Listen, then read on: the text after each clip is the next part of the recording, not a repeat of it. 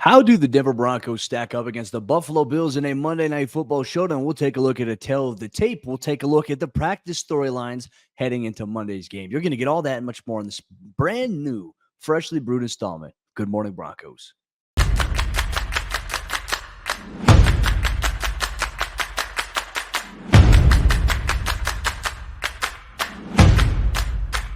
Good morning, Broncos Country. Welcome into a freshly brewed episode of Good Morning Broncos, your daily Broncos conversation every single morning on weekdays, Monday through Friday, 9 o'clock a.m. Mountain Time on Mile High Sports YouTube page. I'm Cody Roark, Broncos reporter for MHS. Make sure you check out all of our other coverage we have going on here at Mile High Sports, every team, every day, ranging from the Pickaxe and Roll podcast hosted by Ryan Blackburn, our Denver Nuggets beat reporter. He's got you covered on the latest episode of that show as the Nuggets get ready to travel to Houston to take on the Rockets. They're coming off of a big win against the Golden State Warriors in primetime action. Ryan has you covered with all the pickaxe and roll information that you need surrounding that game specifically here. But one thing we are going to do here on today's episode of the show, we're going to take a little bit of a look at the tail of the tape here between the Monday Night Football matchup between the Broncos and the Buffalo Bills. Before we do into that, let's get into our practice report throughout this week. And I think there's a really good storyline here that's kind of coming at a very important time, right? We talked about how important the bye week was here for this Broncos football team. But I think more importantly, the bye week helped guys who were maybe dealing with a little bit of a ailment, guys, some little nicks and bumps here and there. The Broncos are healthy. Like, that's a great development here coming into this week. And for the first time this season, the Broncos had all 53 players on the active roster fully participate in practice. That is a positive sign in the right direction here. And look, I think I don't know what's changed necessarily, right? Because I think when we look at where the Broncos are at from an injury standpoint, at this exact time last year, it was dire straits. They had so many guys either on injured reserve. They had guys that were banged up, limited, or DNPs in practice. It's nice that Denver is coming into what is expected to be a very tough and very grueling second half stretch of the schedule here for the Broncos. And they're going to have to carry that forward and to stay healthy if they want to make a second half run, which a lot of players inside that locker room, they have a lot of belief in that they can, and they're focused on one game at a time. It all starts with Monday Night Showdown against Josh Allen and the Buffalo Bills. More importantly, it's a little bit of a reunion and a showdown with former friend Von Miller. And Von Miller obviously opened up his press conference this week as a member of the Buffalo Bills, and he talked about how he'll always be a Denver Bronco, how he'll retire a Bronco one day, and how much he appreciates his time. There's no bad blood. There's no rivalry. And now it's an opportunity for Denver. This is going to be the first time they face their former franchise cornerstone, a Super Bowl MVP, future Ring of Famer, future Hall of Famer. Von Miller means so much to the Broncos organization. I know there's so many fans that are watching here. There's so many fans across the globe in Broncos country that, wish that the Broncos never traded him away. And it's the unfortunate side of the business. But, you talk about Von Miller and you talk to guys like Cortland Sutton, Garrett Bowles, Justin Simmons, Russell Wilson. These guys have so much high praise for Von. Now, for Russ didn't necessarily be Von's teammate in Denver. That wasn't the case, but he sure has played against him in several instances. But you talk to guys like Justin Simmons who've been in the locker room with them, and Justin described it as Von being the most influential and most impactful teammate that he has ever had. Garrett Bowles talked about that. Cortland Sutton talked about that, how he came in as a rookie. You have Super Bowl 50 MVP Von Miller right there, and he's welcoming the young guys in. He's bringing the young guys, the rookies, to every event that they're doing. They're not excluding the rookies. Like, that's just the type of guy that Von was in terms of becoming that leader inside that locker room, because Denver, man, his impact, you talk about a guy who can wreck a game in any moment. Von is that guy. And while Von is coming off the ACL injury he had last year, there's still some things that he's going through in terms of trying to get fully footed under, get his feet underneath him in this context here. But that Buffalo Bills defense is very, very banged up. They've lost several of their key players to season-ending injuries. So they're just trying to stay healthy. They're limping into this matchup a little bit, but they're still, even though that they're banged up, they're still one of the NFL's best defenses. So with that being said here, let's take a look here at the tail of the tape. We're going to take a look at the Broncos offense in comparison to the Buffalo Bills defense here. Now, for the Broncos offense, things have kind of balanced out a little bit overall. Now, at one point of the season, the Broncos and Russell Wilson were one of the top ranked passing offenses in the NFL. That's kind of taken a step back because of performances against the Jets, that first game against Kansas City, and then 114 yards in this last matchup against Kansas City that Denver won 24-9 here. So you look at net passing yards per game, Denver's ranked 28th right now, averaging 185 through the air. You look at the Buffalo Bills defense, banged up a little bit in that secondary. Obviously, they lost guys like Tre'Davious White to season-ending injury. Kaiir Elam's been a guy who's been banged up for them as well. They're allowing 219.6 yards through the air, which is good right now for 14th in the NFL. I mean, still, even then, like they compress things. They got guys like Jordan Poyer there on the back end. I mean, they're a very talented defense down there in Buffalo. But you look at where Denver's at, yards per play, 5.34, which is good for 12th in the NFL. The Bills defense, they're allowing 5.57 yards per play defensively, which is bottom ranked 26 right now in the NFL. So if Denver can find a way to take advantage and get some chunk plays, get some first downs, extend some drives, they're going to have a really good opportunity to go out into Buffalo and have a chance to win this game. And they're going to have to capitalize on that on offense. They're going to have to be consistent. They can't afford to keep going 3 and out, which that has not, luckily for them, has not really been the trend. They've had productive drives that have been, double-digit plays, multiple minutes consumed on the time of possession, either coming away with 3 or 7 points. That's the idea. That's the goal. And I think a lot of that's been based on the run game. And obviously, Russell Wilson, 3 touchdowns against Kansas City, very efficient in the passing game from that standpoint. Can they do that and carry that over against Buffalo Bills on Monday Night Football? Right now, the Broncos net rushing yards per game, 116.8 yards on the ground. And that doesn't necessarily reflect the last 3 games. I think if you were just to base this number off of the last 3 games, it would be much higher here, probably over 140 yards per game average on the ground in the last 3 games for Denver. They're going to have to find a way to run the ball against them in Buffalo, who's allowing right now 114.4 yards per game. So something's got to give, right? There's the give and take there. But I think Denver's got Javonte Williams fully healthy, which is a great sign. I'm eager to see how he does against the Bills defense. But you also have the flash in the pan there. You got the lightning rod there, and Jaleel McLaughlin, who, man, all he needs is one little seam to get skinny and have a big explosive play. And I think that's what you need to see a little bit more of in terms of the emphasis here from the Broncos offense going forward into the second half part of the season. Now, I'd say an area in the saving grace where the Broncos have been efficient. Russell Wilson hasn't turned the ball over that much from an interception standpoint. He's only thrown 4 interceptions on the year. 2 of those interceptions came in that first Thursday night football game against the Kansas City Chiefs. Russ has been good with protecting the football, throwing it through the air. The Bills defense, though, they've generated 8 total interceptions, which is good for 8th so far in the National Football League. But Denver, ball security, fumbles lost, that has been a little bit of an issue for them.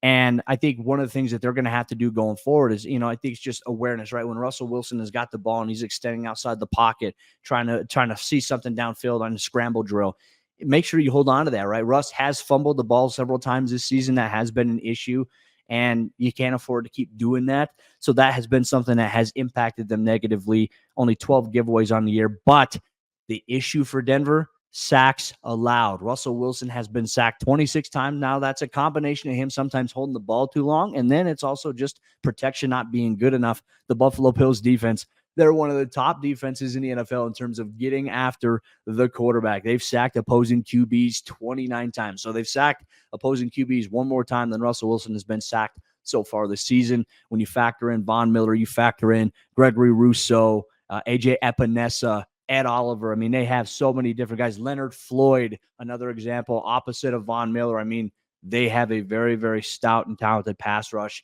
and they create a lot of pressure looks that are going to cause some problems for the Broncos if they don't have their communication down pat here. So now let's get to the other important metrics we always like to look at in our tell of the tape here. Third down, okay? The Broncos offense on third down has been better over the course of the last 3 weeks. Overall in the NFL, they rank 15th, converting 40.2% of their third down attempts. And I think so much of that has come to the point where Denver early on in the season, they were facing like 3rd and 9, 3rd and 10, 3rd and 15, sometimes 3rd and 20, 3rd and 30. It was even an instance that they had early on this year. Now they've been facing a little bit more 3rd and 5, 3rd and 3, 3rd and 2, 3rd and short, and they've been able to convert that and keep drives going, which to me, that's the ultimate sign of like, hey, you're playing more efficient football. And I think it's the combination of Denver not trying to take too many big shots downfield because, look, let's say it's 2nd and 10, and you try to take a shot downfield. Well, guess what? Now it's 3rd and 10 if it falls incomplete. It's about being smart, putting your guys in the right positions. And I think you're seeing a little bit more balance now with the run game that makes it easier for Denver to be efficient. But you look at Buffalo's defense on third down, they are one of the bottom 10. I wouldn't say bottom ranked, but bottom 10 in the NFL. They're allowing teams to convert on third down at a rate of 41 28.7%, good for 23rd in the NFL. But now, how does everything kind of shift when the Broncos, let's say they find themselves in the red zone on Monday Night Football? Well, Denver right now, pretty good red zone offense. 53.6% of their red zone attempts end in a score, which is good for 16th right now in the NFL. And that's good considering where Denver was at versus the progress they've also made in the last few weeks. But they're going against the 7th-ranked red zone defense right now in the NFL. The Buffalo Bills, they tighten up. Their communication is much better. Their pressure looks are even more aggressive down there in the red zone. They are the 7th-ranked red zone defense, allowing teams to convert on only 44.8% of their attempts. So I think that's something we're going to have to keep an eye on here in this matchup. When Denver gets into the red zone, can they punch it in? That is the question here. But Broncos Country, we're going to continue our conversation here on this morning's episode of Good Morning Broncos. We're going to take a look at Denver's defense. Patrick Surtain, Justin Simmons, Jonathan Cooper, Baron Browning. How do they match up against Josh Allen, Stephon Diggs, James Cook, and that Buffalo Bills offense? We're going to get all that on this morning's brand new installment of Good Morning Broncos. Real quick, let me tell you about the sponsor of today's episode of the show. It's our friends over there at Superbook Sports. Win a trip to the biggest football game of the year, courtesy of Superbook Sports. Superbook, they'll fly you and a friend to Las Vegas for February's championship game, and they will also give you 2 tickets to the game, plus a 3-night hotel stay. And all you have to do is place a $25 same-game parlay between now and January 7th, and you're automatically entered to win. So wager and win a super trip to Las Vegas courtesy of Superbook Sports. Visit superbook.com for terms and conditions. Gambling problem? Call 1-800-GAMBLER. Hey Nuggets fans, Ryan Blackburn here, host of the Pickaxe and Roll podcast on Mile High Sports. We've got the best Denver Nuggets coverage around, so make sure not to miss an episode and subscribe down below to the Mile High Sports YouTube channel. Nuggets off to a great start. Make sure not to miss a thing on Mile High Sports. As we jump into the second half action on this morning's brand new installment of Good Morning Broncos, we'll take a look at the Broncos defense against the Bills offense. Just want to say thank you so much for making this part of your morning routine every single morning, 9 o'clock a.m. Mountain Time here on Mile High Sports YouTube page. Mile High Sports is every team, every day. You want written content and coverage daily? Go to milehighsports.com on top of all that so you never miss out on what's going on with your favorite Colorado sports teams. Let's continue on here, taking a look at the Buffalo Bills offense in comparison to the Broncos defense. Now, still, that Week 3 game against the Miami Dolphins has impacted the outlook. It's kind of skewed the result a little bit of where the Broncos rank in some categories, but they have made tremendous progress over the course of the last 3 to 4 weeks on the defensive side of the ball. So I think that's something we have to kind of acknowledge and take into consideration in here. Sometimes the numbers can be a little different when you factor in the context and growth and obviously maybe the mean. I mean, the fact that Denver in Week 3 and Week 4, they allowed over 1,000 yards in just 2 weeks and almost, I think it was 98 total points in just 2 weeks. That's not an ideal formula if you want to have sustained success. So Denver's defense has gotten better. We'll dive into that here. But you look at the Buffalo Bills offense, man, it's weird to hear some of the storylines that they're coming out this week and they're having player-led meetings, player-only meetings. Like they're still very much in the thick of it. Now they've dropped a few games and obviously they lost against a very good Cincinnati Bengals team. But man, they're one of the top-ranked offenses right now in the NFL. You look at net yards per game. They're averaging over 370.2 yards per game, and a good portion of that is coming from Josh Allen. Not only just his ability to throw with his big arm, but also his ability to run the football. They're 5th right now in the NFL in that regard. You look at Denver's defense still because of that game against Miami. It doesn't factor in their output against Kansas City in that first game. It doesn't factor in the output against Green Bay in that one game, and also the Kansas City game more recently. But Denver is allowing 405.9 yards on the ground, and that's going to take some time. Like if Denver's defensive trend continues, I imagine like by the time the end of the season comes around, Denver's overall net yards per game allowed will probably average out to about maybe 330, 340, something along the lines there. But it's going to take some time to go down from that, the average that was set a little bit early on in the season there. So 32nd ranked doesn't really include the context of how Denver's defense has evolved over the course of the last 4 weeks. So I think that is a little bit of a wild card. What are we going to see? What can we expect against Josh Allen? Because you look at this Bills offense and how they design a lot of things. Look, they have James Cook, brother of Dalvin, who's very explosive and can hurt you not only in the run game, can also hurt you in the passing game as a receiver. But for me, I look at it and it's like they don't really have a concerted effort to really run the football as much. And when they do run the football, primarily it's coming through, obviously, James Cook. But Josh Allen is taking a lot of that load on his own legs. And for me, it's a little interesting, but it's the design of that offense, right? If it's third and short, if it's fourth and short, you know what you're going to expect? Okay, Josh Allen's probably going to have a quarterback keeper. He's probably going to go, if they're out of shotgun, probably fake the inside handoff, and he's probably going to run. They're going to probably run guard power pull. I mean, they're going to do that, and he's going to hit it up the A or the B gap and try to make plays with his legs. He's their second leading rusher right now. I think he's averaging, if I'm not mistaken, or right now his season total, he's got 233 yards on the ground. James Cook is 506. Their offense is really pass heavy, which isn't necessarily a bad thing. Josh Allen right now close to 2,500 yards passing at this juncture of the season here. But you look at their yards per play, they're the third ranked offense. They're putting up 5.9. Sorry, brain fart there. 5.9 yards per play offensively. Denver's defense, they're allowing 6.34 yards per play. Once again, skewed a little bit because of the earlier results of the season. And the Bills offense can put up points. They're averaging 26.7 points per game right now, which is good for fifth right now in the National Football League. Denver allowing 28.3 points per game. So that has come down drastically. It used to be 41 points per game that they were allowing. That has now since come down. So you're starting to see that balance out a little bit. Can Denver maybe get to the threshold where they're allowing maybe 22, 23 points per game as their average? That would help them defensively in terms of those category-based rankings there. They're averaging 108 yards on the ground, rushing 262 through the air, which is fifth right now in the NFL, led by Josh Allen. But here's where Denver has a chance to make it, capitalize on opportunity against Buffalo. It's takeaways. And Denver over the last few weeks has generated several takeaways. They forced 5 against Patrick Mahomes and the Kansas City Chiefs more recently here. But Josh Allen has thrown 9 interceptions this season. He's got a big arm. And so with that, you try to fit some throws into windows you think only you can make. You have to make him pay for doing things like that and for trying to test you. They turn the ball over too much. They've had 5 fumbles on the season, so 14 total giveaways this year. Can Denver find a way to capitalize? Denver themselves has 12 takeaways this season, which is good right now for 15th in the NFL. 7 interceptions on the year, 5 fumble recoveries. Can you punch the ball out? Can you get to it? That helped the Broncos against Kansas City, is being able to tackle, force a turnover, and then secure it and give the offense possession back. That's going to be a big key for them this week going forward. But here's where the metrics, you have to look at it as well. Like Josh Allen is a guy that is so difficult to bring down because he's part of their running offense.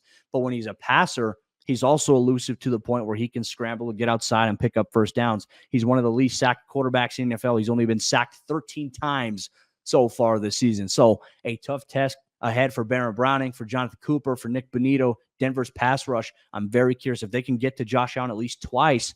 They'll have a really good chance of flustering him and maybe having a chance to win this game. But can Denver get off the field on third down? Right now, the Bills' offense is the number 1 third down offense in the NFL because they face a lot of third and shorts. Josh Allen has a mega arm, and he also loves to run it himself. 50% of their third down attempts, they convert for a first down. So that's something's got to give. You're going to have to buckle down, maybe get a couple of key stops there. That's a big momentum booster for Denver's defense, which is currently allowing teams to convert at a rate of 38.5%, which is good for 14th right now in the NFL. So something to keep an eye on there. And then, of course, red zone. If the Bills get in the red zone, you can almost expect that you got to watch out and you got to worry about Josh Allen. He can take it. They're the second-ranked red zone offense in the NFL right now. But look at this. The rate in which they score is astronomical. 68.6% of their red zone attempts, they're converting for touchdowns or points.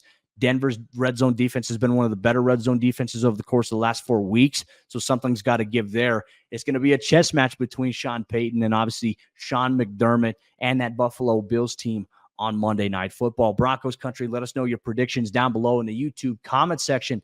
But that'll wrap up today's episode. We appreciate you so much for rocking with us. Go pour yourself another cup of coffee. Go enjoy your Friday. We'll see you on Monday for a pregame episode of Good Morning Broncos, where we'll take a look at our players to watch and our keys to victory. What's up, guys? Kim Becker here with Mile High Sports. Make sure you guys are following us on social media so that you never miss a Mile High Sports daily. Monday through Friday morning, we'll post a video hosted by me catching you up on everything you need to know when it comes to sports right here in the Mile High State. TikTok, Twitter, Instagram, Facebook, YouTube, you name it, we're there, and we've got you covered for everything Colorado sports.